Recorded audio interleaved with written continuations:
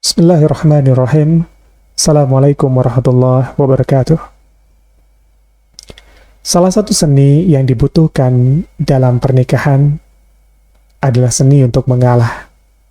Walaupun sebenarnya hakikatnya dalam pernikahan itu tidak pernah ada kata menang atau kalah. Cinta tidak mengajarkan kita untuk menang atas nama cinta ataupun kalah atas nama cinta. Walaupun dalam kenyataannya itu sering terjadi. Karena menang kalah tak penting sebenarnya dalam hubungan cinta dan pernikahan. Yang paling penting adalah bicara tentang saling mengalah. Siapa yang mau mengalah? Dan seharusnya adalah dua-duanya. Karena ada kata kesalingan di antara keduanya dalam setiap pernikahan. Maka saling mengalah harus ada di antara keduanya.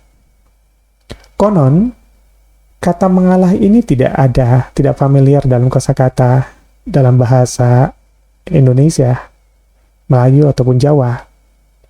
Konon kata ini dipopulerkan oleh para wali yang mendakwahkan Islam di daerah Jawa.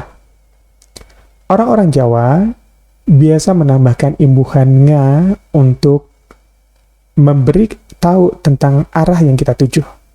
Ketika dia mau ke kulon, dia katakan ngulon. Ketika dia mau ke wetan, dia katakan ngetan. Ketika dia mau ke utara, dia katakan ngalor, ya.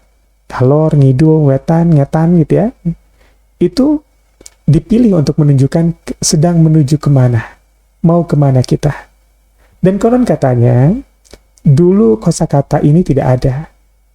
Ketika ada sengketa, perselisihan di antara mereka, maka yang dilakukan adalah saling bunuh, saling tusuk, berkelahi, berduel, hingga kemudian para wali mengajarkan makna sabar. Tapi sabar ini kosakata Arab, kosakata Quran, yang tidak cukup mudah juga untuk kemudian diterima begitu saja. Maka butuh dijelaskan dengan lebih mudah lagi. Apa itu sabar? Di surat Al-Baqarah dikatakan, orang-orang sabar adalah orang-orang yang kalau musibah datang padanya, dia berkata, Inna lillahi wa inna ilaihi raji'un. Sungguh milik Allah semuanya, dan akan kembali pada Allah seluruhnya. Inna lillahi wa inna ilaihi raji'un. Ini yang kemudian coba didakwahkan. Kata sabar kemudian diartikan, diterjemahkan juga sebagai kata ngalah, yang maknanya kembali ke Allah. Inna lillahi, sungguh semuanya milik Allah, maka kembalikan saja semua ke Allah. Maka hubungan ini akan terasa lebih indah, akan terasa lebih terjalin dengan luar biasa eratnya, manakala kita menyadari tidak pernah boleh ada yang kalah atas nama cinta ataupun menang atas nama cinta. Yang harus terjadi adalah rasa saling mengalah. Maka ketika terjadi sesuatu, terjadi ujian pada pernikahan kita, mengalahlah. Apa itu ngalah? Inna lillahi wa inna ilaihi raji'un. Mengalah adalah mengembalikan semuanya pada Allah. Ketika konflik terjadi, ketika perbedaan terjadi, ketika perseteruan dan sengketa semakin memuncak, maka semakin seringlah berkata, Inna lillahi wa inna ilaihi raji'un. Itulah orang-orang yang sabar. Itulah orang-orang yang mampu mengalah.